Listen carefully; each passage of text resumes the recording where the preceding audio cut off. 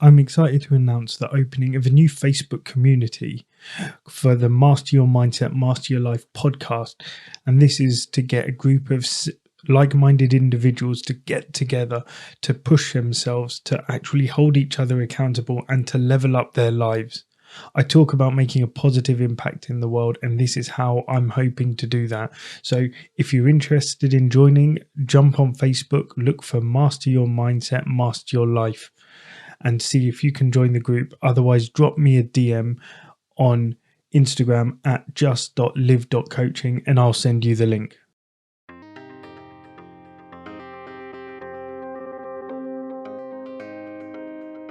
We all want to be in control of ourselves. We all want to be in control of our lives. But when we allow someone to make us angry, we are giving them control of ourselves. Welcome to Master Your Mindset, Master Your Life. This is a podcast that empowers you to become the best version of yourself by giving you easy to implement techniques to start taking back control of your life. If you get something from it, I would really like it and appreciate it if you could share it with someone who you think would benefit. Also, if you could leave me a rating or review, that would be amazing as well. I'm Sanj, and today I'm talking about why anger allows others to control us. So we have all done that. We've all been in the situation where you've just allowed your anger to take control of you. You've been with someone who's just done something, triggered you in some way, and then before you know it, you are angry. You're seeing red. So let's start off with a motivational quote, a famous one by Mark Twain, and that is, "Anger is an acid that can do more harm to the vessel in which it is stored than to anything on which it is poured." So when we actually listen to it and remember this, it reminds us that the destructive nature of anger and its impact on your life. It is not something that actually solves any problems or any worries, but rather it makes you more stressful. It actually starts controlling your emotion, but it doesn't lead you to anywhere you want to be going. So when you're angry, you cannot see what you need to see in that moment because that rage has actually taken control of you. It has actually hijacked your rational way of thinking, and then by doing that, it is then giving others power over your emotions and over your actions. You're allowing them to actually control you. You're going to do things like react impulsively. You may shout, you may scream, you may act out, you may hit, but you are allowing others to control you and get you into that situation. And actually, unresolved anger can actually lead to stress and just impaired decision making. And as a result of that, it can strain your relationships. So when you're allowing anger to control you, you actually relinquish all your power, all your autonomy, and then you're giving others the opportunity to manipulate and influence your behavior. Not only are you giving away your control though, there are so many negative effects that anger has on you. Like increased stress, it releases the stress hormone like cortisol, which can actually have harmful effects on not only your mental health, but your physical health as well. It impairs your judgment, so when you're actually angry and when you're consumed by it, your ability to think clearly and to make rational decisions is compromised. And imagine what potential consequences that could lead to. It could actually cause irreparable consequences in relationships. It could cause you to do things which you will later regret and you may never come back from. Which is the next one. It can damage relationships because it leads to conflict and resentment. It can cause eroding trust and intimacy in your relationships. Again, as I said, the health risks are numerous. Chronic anger has been linked to just a range of human health issues such as high blood pressure, heart disease, and just a weakened immune function. So by you getting angry and allowing others to anger you, you're actually allowing them to make you more ill. And then it also ends up with you actually having a negative self-perception of yourself, because when you allow anger to control yourself, it can damage your self-esteem and your self-image. And what that can lead to things like you feeling just guilt, shame, and regret, all because of that one moment where you were unable to control yourself. So you need to learn how to control your anger and the impact it would have on your life if you could control it. So learning to control your anger is actually essential for not only to improve your life, but also to do things like your emotional well-being, your quality of your relationships, your health, mental and physical. Yeah, you can make better decisions. You can lead a happier life. When you start to master your emotions, you actually reclaim your power and your autonomy over your life. It allows you to respond to life in challenging situations with clarity, with composure, and with grace. How would that look to you if you could actually think to yourself in a stressful situation rather than you letting the circumstances control you? You were in control of yourself. You were the one who had control. You were the one who was steering the ship. You were the one who was able to navigate the situation with calm composure. When you start to manage your anger, you actually improve relationships, your health, and you actually build resilience. So by controlling your anger, you actually unlock the potential to live a more fulfilling life, one that's actually free from the destructive cycle that anger can bring. So anger is very reactive.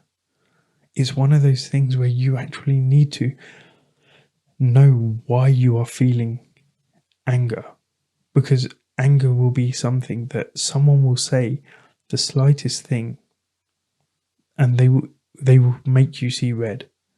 One of the biggest things that I tell my clients is that you need to write down what is triggering you. When you learn to understand what is causing you to feel anger, that's the best way you can then actually start to get at the root cause.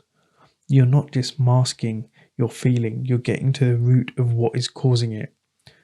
So that's one way for you to help control your anger, by actually getting to the root cause. So every time someone triggers you, every time you feel your anger rising, every time you see red, make a note of what was said that caused you to see that anger, for you to feel that emotion. Because when you do, you'll start to see a pattern, and when you see that pattern, you will feel so much better, because then you can identify actually what it is specifically that causes you to see red.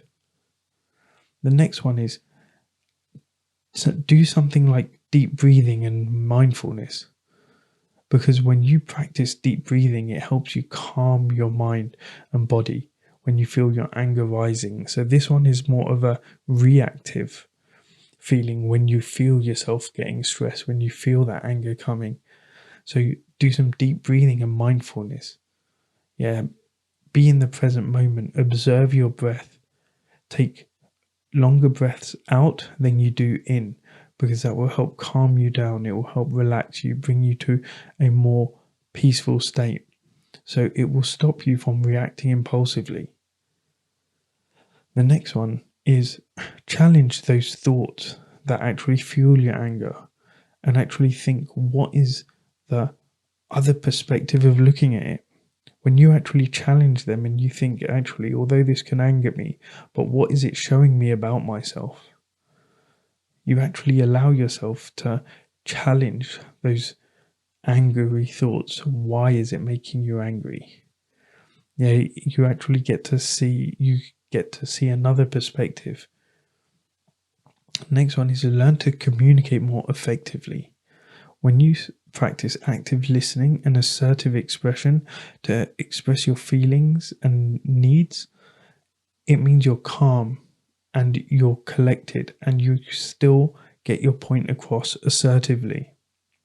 This will make it a lot easier to communicate. This will make the other person actually stand up and listen more, because you're not rising to whatever bait they may be throwing out to you.